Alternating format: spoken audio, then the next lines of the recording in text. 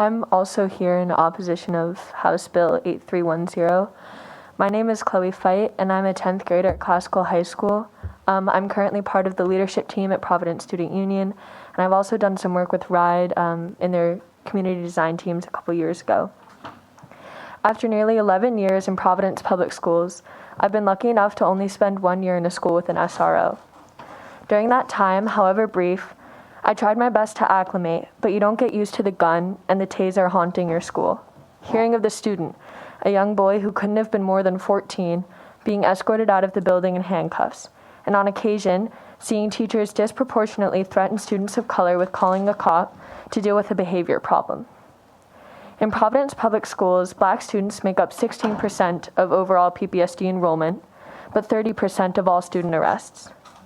Seeing a gun in your lunchroom is a jarring experience, and learning how that gun has been statistically proven to find its way towards my classmates of color is far worse.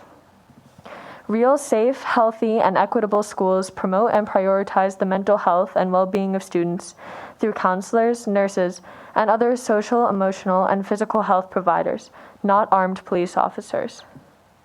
According to new research done by the Violence Project, armed officers increase the likelihood of mortality at school shootings.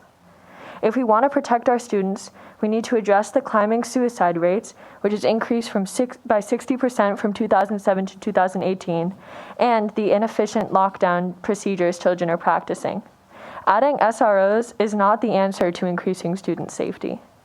It's time that the Rhode Island Department of Education and this House actually listens to and acts towards a future that is truly equitable and safe for all their students and their educational environments, one that does not include police officers in school.